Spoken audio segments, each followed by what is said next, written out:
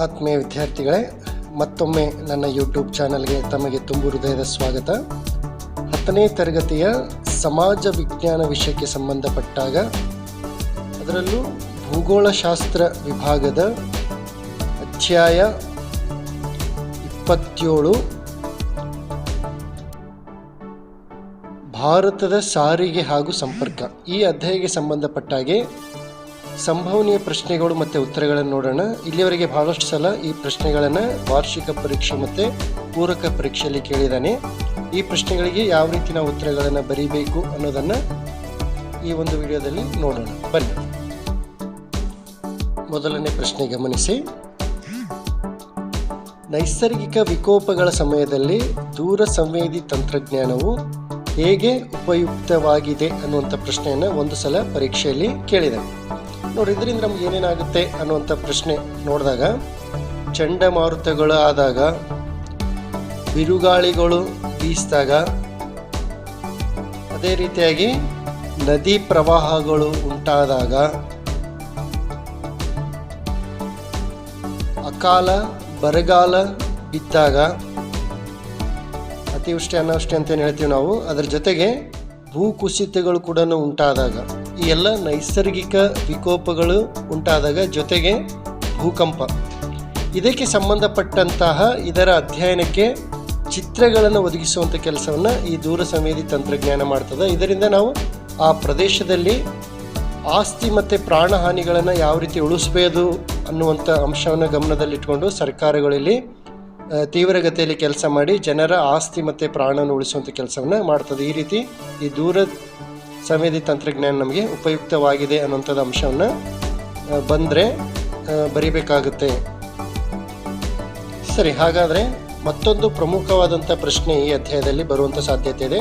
ಎಕ್ಸಾಮಲ್ಲಿ ಕೇಳಿದ್ದಾನೆ, ಭಾರತದ ರಸ್ತೆ ಸಾರಿಗೆ ತೊಡಕುಗಳಾವು ಅಂತ ಕೇಳ್ತಾನೆ. ಅಂದರೆ ಅನಾನುಕೂಲತೆಗಳು ಏನು ಭಾರತದ ರಸ್ತೆ ಸಾರಿಗೆ. ನೋಡಿ, ಇದಕ್ಕೆ ಅನಾನುಕೂಲಗಳು ಏನೇನಿದಾವೆ ಅಂತ ಹೇಳಿದ್ರೆ, ಮಳೆಗಾಲದಲ್ಲಿ ವಾಹನ ಸಂಚಾರಕ್ಕೆ ಇಂಥ ರಸ್ತೆಗಳು ಅನುಪಯುಕ್ತ ಆಗ್ತವೆ. ಈ ರಸ್ತೆಗಳಿಂದ ಪರಿಸರ ಮಾಲಿನ್ಯ ಆಗೋ ಸಾಧ್ಯತೆ ಕೂಡ ಇದ್ದಾವೆ. ರಸ್ತೆಗಳಿಂದ ವಾಹನ ದಟ್ಟಣೆ ಮತ್ತು ಅಪಘಾತಗಳು ಕೂಡ ಆಗ್ತವೆ. ಮಳೆ ಪ್ರವಾಹ ಮತ್ತು ಚಂಡಮಾರುತಗಳು ಬಂದಾಗ ಈ ರಸ್ತೆಗಳು ಹಾಳಾಗ್ತವೆ, ಸಂಚಾರಕ್ಕೆ ಯೋಗ್ಯವಾಗಲ್ಲ. ಮತ್ತು ರಸ್ತೆಗಳನ್ನು ಅಸಮರ್ಪಕ ನಿರ್ಮಾಣ ಮತ್ತು ನಿರ್ವಹಣೆ ಕೂಡ ಮಾಡ್ತಾ ಇದ್ದಾರೆ. ಇದರಿಂದಾಗಿ ರಸ್ತೆಗಳು ಹಾಳಾಗ್ತಾ ಇದ್ದಾವೆ. ರಸ್ತೆಗಳ ಬದಿಯಲ್ಲಿ ಅವಶ್ಯಕತೆಗಳ ಕೊರತೆ ಕೂಡ ಎದ್ದು ಕಾಣ್ತಾ ಇರೋದನ್ನು ನಾವು ನೋಡ್ತಾ ಇದ್ದೀವಿ. ಇಷ್ಟೆಲ್ಲ ಅಂಶಗಳು ಭಾರತದ ರಸ್ತೆ ಸಾರಿಗೆ ತೊಡಕುಗಳಾಗಿದ್ದಾವೆ. ಅದಕ್ಕೋಸ್ಕರ ಇಲ್ಲಿ ರಸ್ತೆ ಸಾರಿಗೆ ಕೆಲವೊಂದು ಸಲ ಹರಸಾಹಸ ಪಟ್ಟು ಮಾಡುವಂಥ ಸಾಧ್ಯತೆಗಳು ಕೂಡ ಇದ್ದಾವೆ. ಇಷ್ಟು ಅಂಶಗಳನ್ನು ಪರೀಕ್ಷೆಯಲ್ಲಿ ನೀವು ಬರಿಬೇಕಾಗುತ್ತೆ. ಮತ್ತೊಂದು ಪ್ರಮುಖವಾದಂಥ ಪ್ರಶ್ನೆ ಈ ಅಧ್ಯಾಯದಲ್ಲಿ, ಸಾರಿಗೆ ಮತ್ತು ಸಂಪರ್ಕ ಮಾಧ್ಯಮಗಳ ಪ್ರಾಮುಖ್ಯತೆ ಏನು ಅನ್ನುವಂಥ ಪ್ರಶ್ನೆಯನ್ನು ಒಂದು ಸಲ ಎಕ್ಸಾಮಲ್ಲಿ ಕೇಳಿದ್ದೇನೆ. ಸಾರಿಗೆ ಮತ್ತು ಸಂಪರ್ಕದಿಂದ ಏನು ಲಾಭ ದೇಶದ ಆರ್ಥಿಕತೆಗೆ ಅನ್ನುವಂಥ ಪ್ರಶ್ನೆ ಬಂದಾಗ, ಸಂಪರ್ಕ ಮತ್ತು ಸಾರಿಗೆಯಿಂದ ಕೈಗಾರಿಕೆಗಳು ಪ್ರಗತಿ ಹೊಂದುತ್ತವೆ, ಮಾರುಕಟ್ಟೆಯ ವಿಸ್ತರಣೆ ಕೂಡ ಆಗುತ್ತೆ ಸಾರಿಗೆ ಮತ್ತು ಸಂಪರ್ಕ ಇದ್ದಾಗ, ದೇಶ ಮತ್ತು ವಿದೇಶ ವ್ಯಾಪಾರ ಅಭಿವೃದ್ಧಿಯಾಗುತ್ತೆ.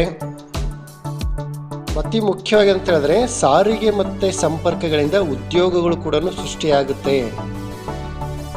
ಯಾವಾಗ ಉದ್ಯೋಗ ಸೃಷ್ಟಿಯಾಗುತ್ತೆ, ಅದರ ಜೊತೆಗೆ ಜನರ ಆದಾಯ ಮತ್ತು ಜೀವನ ಮಟ್ಟ ಕೂಡ ಇಲ್ಲಿ ಸುಧಾರಣೆ ಆಗುತ್ತೆ. ಸಾರಿಗೆ ಸಂಪರ್ಕ ಇದ್ದಾಗ ಆ ದೇಶದಲ್ಲಿ ಪ್ರವಾಸೋದ್ಯಮ ಕೂಡ ಅಭಿವೃದ್ಧಿ ಹೊಂದುವಂಥ ಸಾಧ್ಯತೆ ಇದೆ. ಅತಿ ಮುಖ್ಯವಾಗಿ ದೇಶದ ರಕ್ಷಣಾ ಪಡೆಗೆ ಸಾರಿಗೆ ಮತ್ತು ಸಂಪರ್ಕ ಅತಿ ಅಗತ್ಯ. ಇಷ್ಟು ಅಂಶಗಳು ಸಾರಿಗೆ ಮತ್ತು ಸಂಪರ್ಕ ಮಾಧ್ಯಮಗಳ ಪ್ರಾಮುಖ್ಯತೆ ಏನು ಅಂತ ಕೇಳಿದಾಗ ಇಷ್ಟು ಅಂಶಗಳನ್ನು ಬರೀಬೇಕಾಗುತ್ತೆ. ಸರಿ, ಹಾಗಾದರೆ ಮತ್ತೊಂದು ಪ್ರಮುಖವಾದ ಪ್ರಶ್ನೆ ನೋಡ್ರಿ, ಪರೀಕ್ಷೆಯಲ್ಲಿ ಕೇಳಿರುವಂಥದ್ದು. ಏಪ್ರಿಲ್ 2022ರಲ್ಲೂ ಕೇಳಿದ್ದಾನೆ, ಜುಲೈ 2022ರಲ್ಲಿ ಕೂಡ ಕೇಳಿದ್ದಾನೆ. ಸಾರಿಗೆಯ ಪ್ರಾಮುಖ್ಯತೆ ಏನು ವಿವರಿಸಿ ಅಂತ ಹೇಳಿದ್ದಾನೆ. ಇಲ್ಲಿ ಸಪ್ರೇಟಾಗಿ ಮಾಡಿದ್ದಾನೆ, ಸಾರಿಗೆದಷ್ಟೇ ಪ್ರಾಮುಖ್ಯತೆ ಕೇಳಿದ್ದಾನೆ. ನೋಡಿ, ಅವೇ ಅಂಶಗಳು ಕೆಲವೊಂದೆಲ್ಲ ರಿಪೀಟ್ ಆಗ್ತವೆ ಇಲ್ಲಿ. ಸಾರಿಗೆಯ ಪ್ರಾಮುಖ್ಯತೆಯಲ್ಲಿ ಮೊದಲನೇದಾಗಿ, ದೇಶದ ಕೈಗಾರಿಕೆಗಳು ಪ್ರಗತಿ ಆಗಬೇಕಾದ್ರೆ ಸಾರಿಗೆ ಅತಿ ಪ್ರಮುಖ ಪಾತ್ರ ವಹಿಸುತ್ತೆ. ಮಾರುಕಟ್ಟೆ ವಿಸ್ತರಣೆ ಆಗಬೇಕಾದ್ರೂ ಕೂಡ ಇಲ್ಲಿ ಸಾರಿಗೆ ಬೇಕಾಗುತ್ತೆ. ದೇಶ ವಿದೇಶದ ವ್ಯಾಪಾರ ವೃದ್ಧಿಯಾಗಲಿಕ್ಕೆ ಕೂಡ ಸಾರಿಗೆ ಬೇಕು. ಈಗಾಗಲೇ ಹೇಳಿದಾಗೆ ಇದರಿಂದ ಉದ್ಯೋಗ ಕೂಡ ಸೃಷ್ಟಿಯಾಗುತ್ತೆ. ಅದರ ಜೊತೆಗೆ ಜನರ ಆದಾಯದಲ್ಲಿ ಹೆಚ್ಚಳ ಆಗುತ್ತೆ, ಜನರ ಜೀವನ ಮಟ್ಟ ಕೂಡ ಇಲ್ಲಿ ಏನಾಗುತ್ತೆ ಅಂತ ಹೇಳಿದ್ರೆ ಸುಧಾರಣೆ ಆಗುತ್ತೆ. ಪ್ರವಾಸೋದ್ಯಮ ಸುಧಾರಣೆ ಆಗುತ್ತೆ. ಅಂದರೆ ಸಾರಿಗೆ ಇಲ್ಲ ಅಂದರೆ ನಾವು ಎಲ್ಲಿಗೆ ಹೋಗೋಕ್ಕಾಗಲ್ಲ, ಸಾರಿಗೆ ಇದ್ದಾಗ ಎಲ್ಲಿ ಬೇಕಾದ್ರೂ ಹೋಗ್ಬೋದು. ರಕ್ಷಣಾ ಪಡೆಗಳಿಗೆ ಇದರಿಂದ ನೆರವಾಗುತ್ತೆ. ಜೊತೆಗೆ ಕೃಷಿಯ ಪ್ರಗತಿಗೆ ಪ್ರತ್ಯಕ್ಷ ಮತ್ತು ಪರೋಕ್ಷವಾಗಿ ಸಾರಿಗೆ ಕೂಡ ಇಲ್ಲಿ ಪ್ರಾಮುಖ್ಯತೆಯನ್ನು ಪಡೆದುಕೊಳ್ಳುತ್ತೆ. ಇಷ್ಟು ಅಂಶಗಳನ್ನು ನೀವು ಪರೀಕ್ಷೆಯಲ್ಲಿ ಕೇಳಿದಾಗ ಬರೀಬೇಕು. 2 ಅಂಕದಿದ್ದರೆ 4 ಅಂಶಗಳು, 3 ಅಂಕದಿದ್ದರೆ 6 ಅಂಶಗಳು, 4 ಅಂಕದಿದ್ದರೆ 8 ಅಂಶಗಳನ್ನು ಕನಿಷ್ಠ ಬರೀಬೇಕು. ಸರಿ, ಹಾಗಾದರೆ ಮತ್ತೊಂದು ಪ್ರಮುಖವಾದಂಥ ಪ್ರಶ್ನೆ ಜೂನ್ 2023ರಲ್ಲಿ ಕೇಳಿರುವಂಥದ್ದು ಸಂಪರ್ಕದ ಪ್ರಾಮುಖ್ಯತೆಗಳೇನು ಅಂತೇಳಿ. ನೋಡಿ, ಈಗ ನಾವು ಸಾರಿಗೆದು ನೋಡಿದ್ದೀವಿ. ಈಗ ಸಪ್ರೇಟಾಗಿ ಸಂಪರ್ಕದ ಪ್ರಾಮುಖ್ಯತೆ ಏನು ಅಂತ ಕೇಳಿದಾಗ, ಯಾವುದೇ ಒಂದು ಪ್ರದೇಶದ ಆಗು ಹೋಗುಗಳನ್ನು ತಿಳಿಲಿಕ್ಕೆ ಸಂಪರ್ಕ ನಮಗೆ ಅತಿ ಮುಖ್ಯ ಪಾತ್ರ ವಹಿಸುತ್ತೆ. ಸರ್ಕಾರದ ನೀತಿ ನಿಯಮಗಳು ಏನೇನು ಇದ್ದಾವೆ ಅನ್ನೋದು ನಮಗೆ ಹೆಚ್ಚಾಗಿ ಸಂಪರ್ಕದ ಮೂಲಕ ಗೊತ್ತಾಗುತ್ತೆ. ಅದು ಪೇಪರ್ ಆಗಿರ್ಬೋದು, ಟಿ ವಿ ಆಗಿರ್ಬೋದು. ಮತ್ತು ಜನರಲ್ಲಿ ತಿಳುವಳಿಕೆ ಮೂಡಿಸ್ಲಿಕ್ಕೆ ಕೂಡ ನೀವು ಪ್ರಮುಖ ಪಾತ್ರ ವಹಿಸ್ತವೆ. ಜನರಿಗೆ ವ್ಯವಸಾಯ ಮತ್ತು ಕೈಗಾರಿಕೆಯ ಜ್ಞಾನ ನೀಡಲು ಇವು ಪ್ರಮುಖ ಪಾತ್ರ ವಹಿಸ್ತವೆ. ದೇಶದ ಜನರ ಜ್ಞಾನದ ಅಭಿವೃದ್ಧಿಗಾಗಿ ಕೂಡ ಸಂಪರ್ಕಗಳು ಕಾರ್ಯ ಮಾಡ್ತವೆ. ವಾಣಿಜ್ಯ ಮತ್ತು ವ್ಯಾಪಾರ ಅಭಿವೃದ್ಧಿ ಆಗಬೇಕಾದ್ರೂ ಕೂಡ ಸಂಪರ್ಕ ಅತಿ ಮುಖ್ಯ. ಅದು ರೇಡಿಯೋ ಆಗಿರಲಿ, ಟಿ ವಿ ಆಗಿರಲಿ, ಇಂಟರ್ನೆಟ್ ಆಗಿರಲಿ, ಪೇಪರ್ ಆಗಿರಲಿ. ದೇಶದ ಏಕತೆ, ಒಗ್ಗಟ್ಟು ಮತ್ತು ಸ್ಥಿರತೆ ಕಾಪಾಡಲಿ ಕೂಡ ಸಂಪರ್ಕ ಅತಿ ಮುಖ್ಯ ಪಾತ್ರ ವಹಿಸ್ತದೆ. ನೈಸರ್ಗಿಕ ವಿಪತ್ತುಗಳ ಬಗ್ಗೆ ತಿಳಿಸುವಂಥ ಕೆಲಸಗಳು ನಮ್ಮ ಸಂಪರ್ಕ ಮಾಧ್ಯಮಗಳು ಮಾಡ್ತವೆ. ಇಷ್ಟು ಅಂಶಗಳು ಸಂಪರ್ಕದ ಪ್ರಾಮುಖ್ಯತೆ ಏನು ಅನ್ನುವಂಥ ಪ್ರಶ್ನೆ ಕೇಳಿದಾಗ ಬರಿಬೇಕು. ಇದರ ಜೊತೆಗೆ ಸಂಪರ್ಕ ಮಾಧ್ಯಮದಿಂದ ನಾವು ಮನೋರಂಜನೆಯನ್ನು ಪಡ್ಕೊಳ್ತೀವಿ. ಹವಾಗುಣದ ಮುನ್ಸೂಚನೆ ಕೂಡ ಇಲ್ಲಿ ನೀಡುವಂಥ ಕೆಲಸ ಸಂಪರ್ಕ ಮಾಧ್ಯಮಗಳು ಮಾಡ್ತವೆ ಅನ್ನುವಂಥ ಅಂಶ ಕೂಡ ಸೇರಿಸಿ ಬರೆಯುವಂಥದ್ದನ್ನು ಮಾಡಬೇಕು.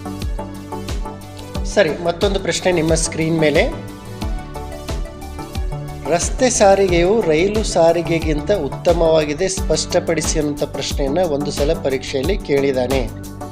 ಇದಕ್ಕೇನೇನು ಅಂಶಗಳನ್ನು ಬರೀಬೇಕು ನಾವು ಅಂತ ಹೇಳಿದ್ರೆ, ರಸ್ತೆಗಳನ್ನು ಅರಣ್ಯ ಮತ್ತು ಗುಡ್ಡಗಾಡುಗಳಲ್ಲಿ ನಿರ್ಮಿಸಬಹುದು. ರೈಲುಗಳನ್ನು ನಿರ್ಮಿಸಬೇಕಾದ್ರೆ ಸ್ವಲ್ಪ ಕಷ್ಟ. ಅದೇ ರೀತಿಯಾಗಿ ಎಲ್ಲೋ ಇರುವ ಸ್ಥಳಗಳನ್ನು ಸಂಪರ್ಕಿಸುವಂಥ ಕೆಲಸವನ್ನು ರಸ್ತೆ ಸಾರಿಗೆ ಮಾಡ್ತದೆ. ಮೂಲೆಗಳಲ್ಲಿರುವ ಹಳ್ಳಿಗಳನ್ನು ಸಂಪರ್ಕಿಸುವಂಥ ಕೆಲಸ ರಸ್ತೆ ಮಾಡ್ತದೆ. ರೈಲಿನಿಂದ ಇದು ಸಾಧ್ಯ ಇಲ್ಲ ಸದ್ಯಕ್ಕೆ. ಮನೆಗೆ ಸೇವೆ ಕಲ್ಪಿಸುವಂಥ ಕೆಲಸವನ್ನು ರಸ್ತೆ ಸಾರಿಗೆ ಮಾಡುತ್ತೆ. ವಾಯು ಸಾರಿಗೆ ಮತ್ತು ರೈಲು ಸಾರಿಗೆಯಿಂದ ಇದು ಸಾಧ್ಯ ಇಲ್ಲ. ಗಡಿ ಪ್ರದೇಶಗಳಲ್ಲಿ ಹೆಚ್ಚು ಸೂಕ್ತವಾದಂತಹ ಸಾರಿಗೆ ವಿಧ ಯಾವುದಂತ ಹೇಳಿದ್ರೆ ಅದು ರಸ್ತೆ ಸಾರಿಗೆ. ಇಷ್ಟು ಅಂಶಗಳು ರಸ್ತೆ ಸಾರಿಗೆಯಲ್ಲಿ ಬರ್ತವೆ. ಇದನ್ನು ಕೇಳಿದಾಗ ಬರೆಯುವಂಥ ಕೆಲಸವನ್ನು ನೀವು ಮಾಡಬೇಕು. ಸರಿ, ಮತ್ತೊಂದು ಪ್ರಶ್ನೆಯನ್ನು ಗಮನಿಸೋಣ. ದೂರ ಸಂವೇದಿ ತಂತ್ರಜ್ಞಾನವು ಯಾವ ರೀತಿ ಅನುಕೂಲವಾಗಿದೆ ಅನ್ನುವಂಥ ಪ್ರಶ್ನೆಯನ್ನು ಕೇಳ್ತಾನೆ. ಈಗಾಗಲೇ ಇದರ ಬಗ್ಗೆ ಒಂದ್ಸಲ ನಾವು ಉತ್ತರವನ್ನು ನೋಡಿದ್ದೀವಿ. ಮತ್ತೊಂದು ಸಲ ನೋಡ್ರಿ. ಭೂಮಿಯ ಮೇಲಿನ ಮಾಹಿತಿಯನ್ನು ಸಂವೇದನ ಮೂಲಕ ಸಂಗ್ರಹಿಸುವಂಥ ಕೆಲಸವನ್ನು ಈ ದೂರ ಸಂವೇದಿ ತಂತ್ರಜ್ಞಾನ ಮಾಡ್ತದೆ. ಇದರ ಜೊತೆಗೆ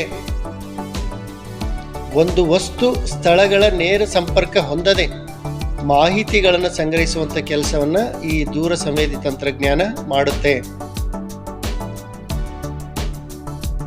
ಬಾಹ್ಯ ಉಪಗ್ರಹ ಚಿತ್ರ, ಛಾಯಾಚಿತ್ರಗಳನ್ನು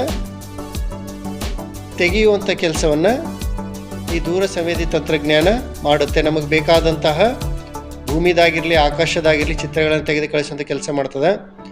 ನೈಸರ್ಗಿಕ ಪ್ರಕೋಪಗಳ ತೀವ್ರತೆ ಅಧ್ಯಯನಗಳಿಗೆ ಇದು ಬಹು ಉಪಯುಕ್ತವಾದಂತಹ ತಂತ್ರಜ್ಞಾನ. ಇದು ಭೂಕಂಪ ಆಗಿರಲಿ, ಜ್ವಾಲಾಮುಖಿ ಆಗಿರಲಿ, ಪ್ರವಾಹ ಆಗಿರಲಿ, ಕಾಡ್ಗಿಚ್ಚಾಗಿರಲಿ, ಇವೇನೇ ಆದಾಗ ಕೂಡ ಅದರ ಅಧ್ಯಯನಕ್ಕೆ ಸಂಬಂಧಪಟ್ಟ ಹಾಗೆ ನಮಗೆ ಭಾಳಷ್ಟು ಸಹಕಾರಿಯಾಗಿರುವಂಥ ತಂತ್ರಜ್ಞಾನ ಅಂತ ಹೇಳಿದ್ರೆ ಅದು ದೂರ ಸಂವೇದಿ ತಂತ್ರಜ್ಞಾನ. ಅದರ ಜೊತೆಗೆ ಪ್ರಾಕೃತಿಕ ಸಂಪನ್ಮೂಲಗಳ ವಿಶ್ಲೇಷಣೆ ಮಾಡಲಿಕ್ಕೆ ಕೂಡ ಇದು ನಮಗೆ ಸಹಕಾರಿಯಾಗಿದೆ. ಅದು ಅರಣ್ಯ ಸಂಪನ್ಮೂಲ ಆಗಿರಲಿ, ಜಲ ಸಂಪನ್ಮೂಲ ಆಗಿರಲಿ, ಖನಿಜ ಸಂಪನ್ಮೂಲ ಆಗಿರಲಿ, ಇದು ಎಷ್ಟಿದ್ದಾವೆ ಅನ್ನೋದನ್ನು ಪತ್ತೆ ಹಚ್ಚುವಂಥ ಕೆಲಸ ಕೂಡ ಮಾಡುತ್ತೆ. ಇಷ್ಟು ಅಂಶಗಳನ್ನು ದೂರ ಸಂವೇದಿ ತಂತ್ರಜ್ಞಾನಕ್ಕೆ ಸಂಬಂಧಪಟ್ಟ ಹಾಗೆ ಇರುವಂಥದ್ದು. ಸರಿ, ಹಾಗಾದರೆ ಈಗ ಮತ್ತೊಂದು ಪ್ರಶ್ನೆಯನ್ನು ಈ ಅಧ್ಯಾಯದಲ್ಲಿ ಪರೀಕ್ಷೆಯಲ್ಲಿ ಕೇಳಿರುವಂಥದ್ದು ಏಪ್ರಿಲ್ 2023ರಲ್ಲಿ. ಭಾರತದ ಪೂರ್ವ ತೀರದಲ್ಲಿ ಕಂಡುಬರುವ ಪ್ರಮುಖ ಬಂದರುಗಳನ್ನು ಪಟ್ಟಿ ಮಾಡಿ ಅಂತ ಹೇಳ್ತಾನೆ. ಅಂದರೆ ಒಂದೊಂದಾಗಿ ನೋಡೋಣ.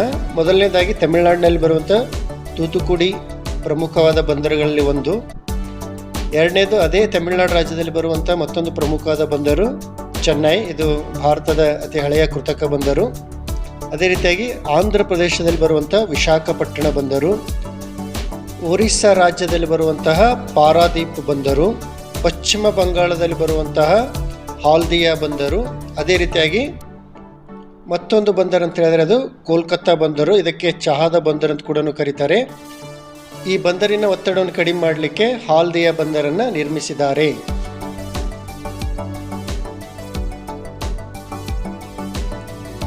ಮತ್ತೊಂದು ಪ್ರಮುಖವಾದಂಥ ಪ್ರಶ್ನೆ, ಭಾರತದ ಪಶ್ಚಿಮ ತೀರದಲ್ಲಿ ಕಂಡುಬರುವ ಪ್ರಮುಖ ಬಂದರುಗಳನ್ನು ಪಟ್ಟಿ ಮಾಡಿ ಅಂತ.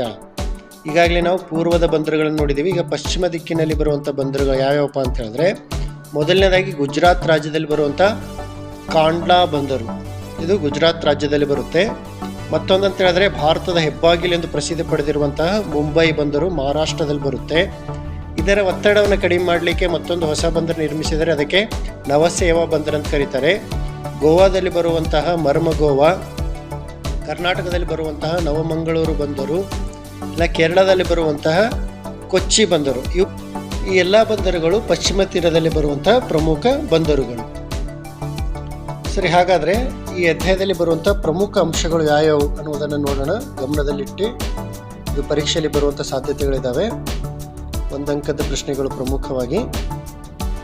ಈಗಾಗಲೇ ಕೇಳಿರುವ ಹಾಗೆ ಭಾರತದ ಸಿಲಿಕಾನ್ ಸಿಟಿ ಅಂತೇಳಿ ಯಾವ ನಗರಕ್ಕೆ ಕರೀತಾರೆ ಅಂತ ಹೇಳಿದ್ರೆ ಅದು ನಮ್ಮ ರಾಜ್ಯದ ರಾಜಧಾನಿ ಬೆಂಗಳೂರು. ಬೆಂಗಳೂರಿಗೆ ಭಾರತದ ಸಿಲಿಕಾನ್ ಸಿಟಿ ಅಂತೇಳಿ ಕರೀತಾರೆ.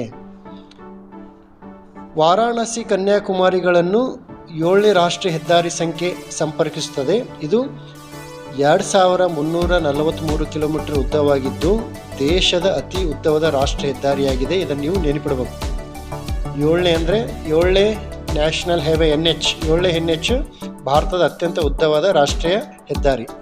ಕುಲು ಮನಾಲಿ ಮತ್ತು ಲೇಗಳನ್ನು ಸಂಪರ್ಕಿಸುವ ಹೆದ್ದಾರಿ 4267 ಮೀಟರ್ ಎತ್ತರದಲ್ಲಿದೆ. ಇದನ್ನು ಜಗತ್ತಿನ ಅತಿ ಎತ್ತರದ ರಸ್ತೆ ಮಾರ್ಗ ಅಂತೇಳಿ ಕರೀತಾರೆ. ಇದು ಕೂಡ ನೆನಪಲ್ಲಿ ಇಡಬೇಕು. ಇನ್ನು ಕೆಲವೊಂದು ಪ್ರಮುಖವಾದ ನೆನಪಿನಲ್ಲಿಡಬೇಕಾದ ಅಂಶಗಳನ್ನು ನೋಡೋಣ. ರಾಷ್ಟ್ರೀಯ ಹೆದ್ದಾರಿಗಳ ನಿರ್ಮಾಣ ಮತ್ತು ನಿರ್ವಹಣೆಗೆ ಭಾರತ ಸರ್ಕಾರವು 1989ರಲ್ಲಿ ರಾಷ್ಟ್ರೀಯ ಹೆದ್ದಾರಿ ಪ್ರಾಧಿಕಾರವನ್ನು ಸ್ಥಾಪಿಸಿದೆ. ಇದಕ್ಕೆ NHAI ಅಂತ ಕರೀತಾರೆ, national highway authority of India. Mumbai ಬಂದರನ್ನು ಭಾರತದ ಹೆಬ್ಬಾಗಿಲು ಎಂದು ಕರೀತಾರೆ. ಈ ಬಂದರಿನ ಒತ್ತಡವನ್ನು ಕಡಿಮೆ ಮಾಡಲಿಕ್ಕೆ ನವಸೇವಾ ಎಂಬ ಬಂದರನ್ನು ನಿರ್ಮಿಸಲಾಗಿರುವಂಥದ್ದನ್ನು ನಾವು ನೋಡ್ತೀವಿ. ಕೋಲ್ಕತ್ತಾ ಬಂದರನ್ನು ಭಾರತದ ಚಹಾದ ಬಂದರು ಅಂತೇಳಿ ಕರೀತಾರೆ. ಈ ಬಂದರಿನ ಒತ್ತಡ ಕಡಿಮೆ ಮಾಡಲಿಕ್ಕೆ ಹಾಲ್ದಿಯಾ ಬಂದರನ್ನು ನಿರ್ಮಿಸಲಾಗಿದೆ. The airport authority of India 1955ರಲ್ಲಿ ಸ್ಥಾಪಿಸಲಾಗಿದೆ. ನಮ್ಮ ದೇಶದಲ್ಲಿ ಒಟ್ಟು 11 ಅಂತಾರಾಷ್ಟ್ರೀಯ ವಿಮಾನ ನಿಲ್ದಾಣಗಳಿರೋದನ್ನು ನೋಡ್ತೀವಿ.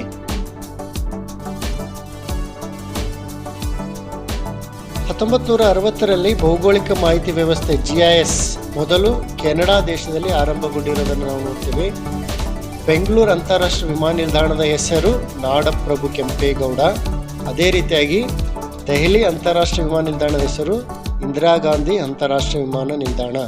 ಈ ಅಂಶಗಳನ್ನು ಗಮನವಿಟ್ಟು ಓದಿ ಅರ್ಥ ಮಾಡಿಕೊಂಡು ಪರೀಕ್ಷೆಯಲ್ಲಿ ಬಂದಾಗ ಬಿಡಿಸುವಂಥದ್ದು. ಸುವರ್ಣ ಚತುಷ್ಕೋನ ಮತ್ತು ಕಾರಿಡಾರ್ ಹೆದ್ದಾರಿಗಳು.